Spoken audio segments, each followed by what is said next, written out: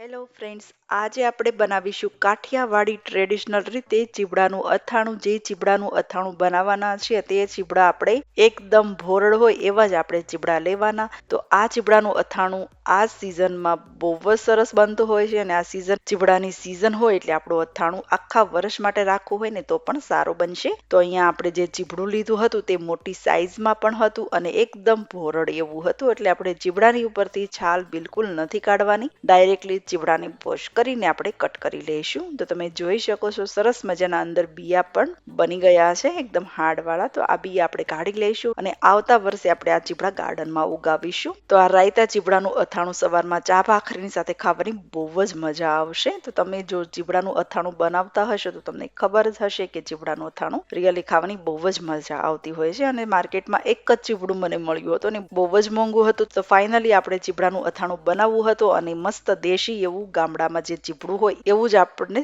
ચીવડું મળી ગયું.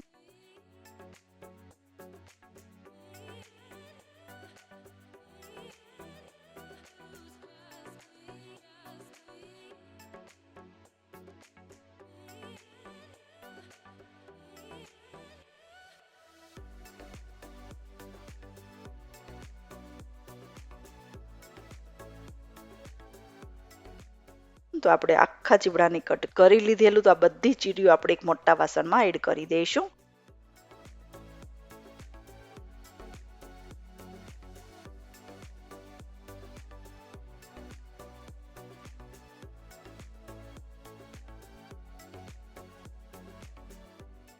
તો એક જ ચીવડું હતું અને એક મોટું બાઉલ ભરીને આપણી ચીરીઓ બની હતી. હવે આની અંદર નાખીશું આપણે અડધો કપ જેટલું મીઠું. તો મીઠું થોડુંક આપણે જે પણ અથાણું બનાવતા હોઈએ તેમાં થોડુંક વધારે નાખવાનું, તેનાથી અથાણું તમારું ચીકણું પણ નહીં થાય અને ખરાબ પણ નહીં થાય. તો મીઠું નાખીને ચીરીઓને મીઠુંને સરસ રીતે આપણે હલાવી લઈશું, એટલે બધી જ ચીરીઓમાં સરસ રીતે મીઠું મિક્સ થઈ જશે. તો આવી રીતના મીઠું આપણે સ્વાદ મુજબ એડ કરી દેવાનું. તમને આઈડિયા ન આવે કે તમે કેટલી ચીરીઓ લેતા હોય અને કેટલું તમારે મીઠું નાખવાનું, તો તમારે મીઠું નાખીને ચીર હોય તેને કટ કરીને ટેસ્ટ કરી લેવાની, એટલે તમને આઈડિયા આવી જશે.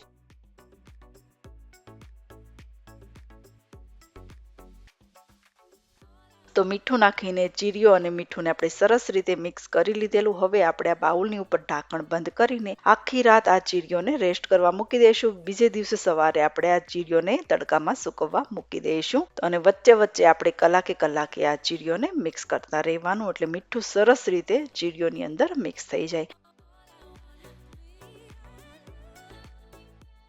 હવે બીજે દિવસે સવારે હું બાઉલ ઉપરથી ઢાંકણ લઈને તમને બતાવી રહી છું કે આપણી ચીરીઓ ગળી પણ ગઈ અને સરસ રીતે મીઠું ચીરીઓની અંદર મિક્સ થઈ ગઈ અને મીઠાનું પાણી પણ તમે જોઈ શકો છો થઈ ગયું છે. તો આ ચીવડાની ચીરીઓને હું ધોતી નથી, ડાયરેક્ટલી તડકામાં સુકવવા મૂકી દઈશ. તો નીચે આપણે કોટનનું કપડું રાખીને તેની ઉપર આપણે ચીરીઓને મૂકી દીધેલી. આખો દિવસ સરસ મજાનો તડકો છે એટલે આ ચીવડાની ચીરીઓ સુકાઈ જશે. તો આ સિઝનમાં મસ્ત એવો તડકો પણ હોય અને ચીવડાની સિઝન પણ હોય, તો આપણું અથાણું આખા વર્ષ માટે બનાવવું હોય ને આપણે તો પણ આપણે બનાવી શકીએ અને બિલકુલ ખરાબ નહીં થાય. તો અહીંયા સરસ મજાની ચીવડાની ચીરીઓ સુકાઈ ગઈ, તમે જોઈ શકો છો.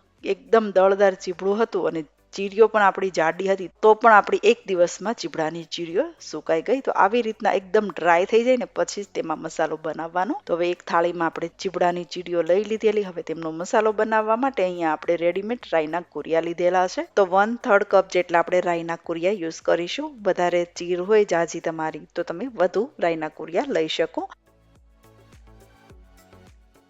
હવે આ રાઈના કુરિયા 1/3 કપ જેટલા આપણે ખાંડણીમાં નાખી દીધેલા અને હલકા એવા ખાંડી લઈશું. વધારે પાવડર નથી બનાવવાનો, અધકચરા જેવા જ આપણે ખાંડી લેવાના છે.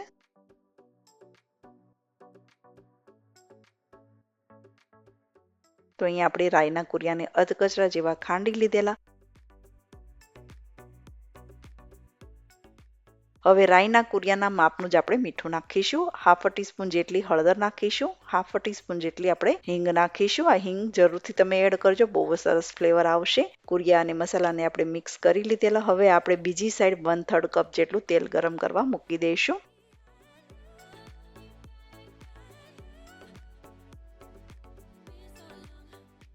તેલ સરસ રીતે ગરમ થઈ ગયેલું છે. હવે ગરમ તેલ આપણે કુરિયામાં એડ કરી દઈશું. એક સાથે નથી નાખવાનું, થોડું થોડું કરીને નાખીશું એટલે કુરિયા ન બળે. તો આવી રીતના થોડું થોડું કરીને બધું જ તેલ આપણે એડ કરી દઈશું.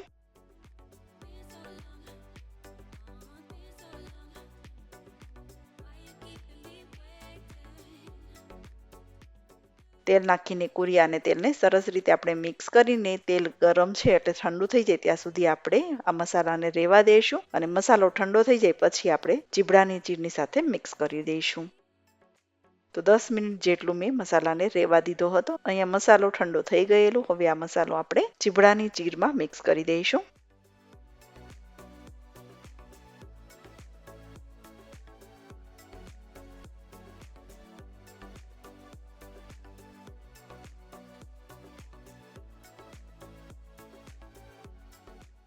મસળીને મિક્સ કરીશું ને તો સરસ મજાનો ફ્લેવર રાઈનો ચીરમાં બેસી જશે. તો આવી રીતના કાઠિયાવાડી ટ્રેડિશનલ રીતે ચીબડાનું અથાણું બનાવવામાં આવતું અને આ અથાણું આખા વરસ માટે પણ સારું રહેશે. પણ ખાસ કરીને તમારે ચીબડા હોય ને ભોરડ મતલબ કઠણ હોય ને એવા જ લેવાના. જો પોચા હશે ને તો અથાણું તમારું ચીકણું થઈ જશે અને સારું નહીં રહે. અને આ ચીબડાના અથાણાની સાથે સવારે ચા ભાખરી અને માખણ હોય ને બસ બીજું કાંઈ ન જોવે, ખાવાની મજા પડી જાય. ઘણા લોકો રાઈના કુરિયાનો મસાલો બનાવે તો પાણીની સાથે મિક્સ કરીને પણ બનાવતા હોય, દહીંની સાથે પણ મિક્સ કરીને બનાવતા હોય. પણ કઈ પણ વસ્તુ આપણે લિક્વિડ નથી નાખવાની, નહીંતર લાંબા સમય સુધી તમારું અથાણું સારું નહીં રહે. અને લીંબુનો રસ પણ નથી એડ કરવાનો. બસ આવી રીતના સાદું સિમ્પલ રાઈના કુરિયામાં ગરમ તેલ નાખીને મસાલો બનાવીને મિક્સ કરી લેવાનો. લાંબા સમય સુધી અથાણું સારું રહેશે અને કાચની બોટલમાં ભરીને ફ્રીજમાં મૂકી દેવાનું. બિલકુલ અથાણું ખરાબ નહીં થાય. તો આપણે આવી રીતના નવા વિડીયો લઈને મળતા રહીશું.